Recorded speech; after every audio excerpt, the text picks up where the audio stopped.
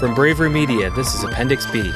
This week we have our second installment of our series on UX principles. This is part 2, The Art of Creating Breathing Room. And now here are your hosts, Kristin Van Dorn and Joel Goodman. So Kristin, we have been talking about white space and it's white space in general. We've been talking about using more space in web design and why it's a good thing. I wanted to talk a little bit about the quality side of it because, well, one, I feel like I actually have some things to say about that, which is good. So my wife has an MFA in fashion design, and you know she like me is big on history and loves like fashion forecasting, but really dug into the history of clothing and construction and stuff. And so if you think of white space in terms of fabric, right? So like there were times, especially during wars, during recessions, when the upper class would, you know, just have these, when I think about like Victorian days, right? Like how big the dresses were, how much fabric was involved in it, or like you watch any movie that's got any sort of royalty in it and, you know, they're wearing a lot of fabric. And it's because this amount of clothing indicated status, indicated quality. And I think that's one of those things, those visual cues, for better or worse, one of those visual cues that still exists in our culture today, only it's made its way into digital spaces, and it's made its way into cars and into all kinds of attainable objects and things like that. But there is this sense that more air, more space, more negative space, I guess. But giving things more space to breathe on a website does indicate a level of quality that you may not see. And you can see that, I mean, honestly, you could see that in operating systems, right? You could look at what like Windows 95 or Windows 98 used to look like. And even at the same time, what Mac OS looked like. And they communicate very different things. The semiotics involved in how they're signaling their level of quality or their personalities just in design elements is really interesting, because Apple always gave Mac OS a lot more space to breathe, and Windows was, you know, perceived as more utilitarian or more business or more, you know, engineering focused sort of a thing. And not until recently did they start expanding, and recently, you know, in the last 10 years, but like recently start expanding the amount of white space involved in their user interfaces. And you can see this on websites. You can see this on university websites. And there was actually a shift probably around 2014, 2015, when, you know, some institutions really started upping their game on the design front. We were going from these, you know, 3-column wide internal pages with 6 menus and a whole bunch of dense paragraph text and widgets everywhere to these big full width, you know, maybe a 2-column in parts, but never consistently sort of layouts within pages that allowed things to breathe. And we see that with high quality brands.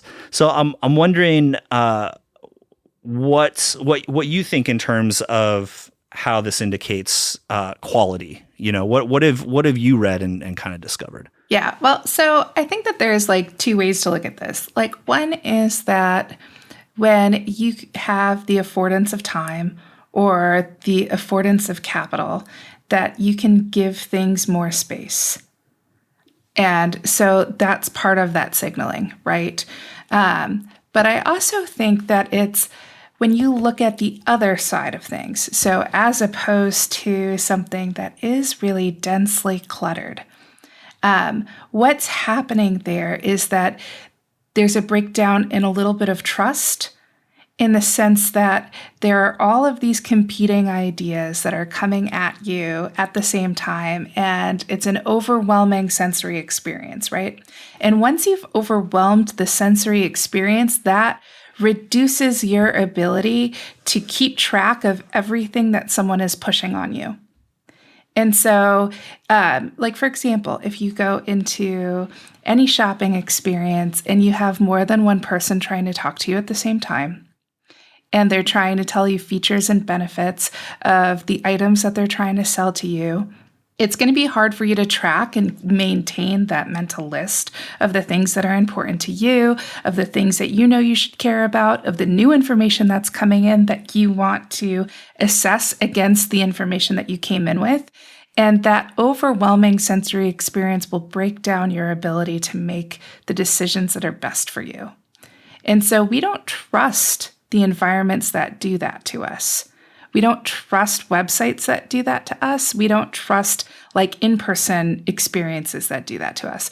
So when we're recommending that there be more negative space in a user environment, that's because what we're trying to say is we're going to simplify this for you, make it easy for you to take in this information so that you can make the decision that's best for you. It's interesting because there really is a difference in that perception, right? That perception of when I come to a website and there is that open space, and you said earlier this idea that if you have the time and affordance to make this, it can be well thought through.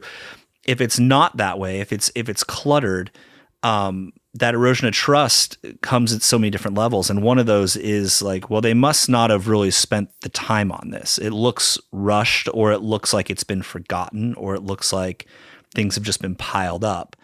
And I think what's hard is that a lot of non-designers, really, I mean, it's, or non-UX professionals don't understand the ability that little changes or little effects and little design elements can have on that perception for people. And so, it could be the difference between, if you're say on an 8-pixel grid, the difference between doing an 80 pixel padding between sections versus a 64 pixel padding. That's not a lot of pixels between those, but it does leave affordance. Or having a section that's that's 90% the full height of the window that you're looking at versus something that is 33% or 50% with the next section coming in right after it. The little changes that seem not that big of a deal and are tightening things up, a lot of times aren't tightening things up. It's just cluttering things up, and it makes it feel like it's had less thought put into it than it probably has. Yeah, it kind of gets back to a theme of Bravery's work on hospitality, that when you can have less things but the right things for a user to focus on, that means you've given a lot of thought to who they are and what their preferences might be and how to set up an experience for them that will be the most comfortable and the most transparent for them to make good decisions for themselves. And that's part of hospitality.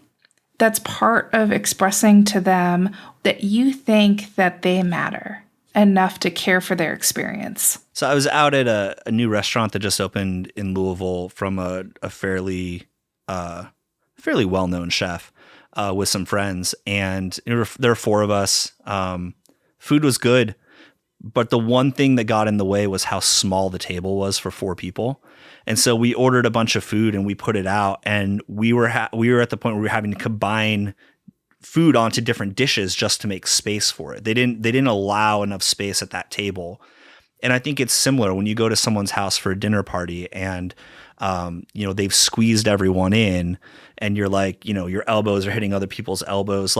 You may still have fun and enjoy it if you know the people really well, but if you're at a stranger's house and that's happening, depending on the situation, you feel like they didn't put the thought into making sure that everyone had enough space to enjoy themselves. And I think that's a really interesting way to think about white space in design, to think about the space that we leave for people to breathe and consider and kind of be within any experience that we're kind of putting together or trying to plan. And when you don't think that through and you don't provide that space, people are going to be a little bit more uncomfortable than they probably should have been. Thanks so much for listening to Appendix B. If you enjoy the show, as always, please consider leaving a review on Apple Podcasts or Spotify. And if you want to hear more from us, please check out our Higher Ed Hot Takes newsletter at bravery.co/newsletter. Thank you so much, and we'll see you next week.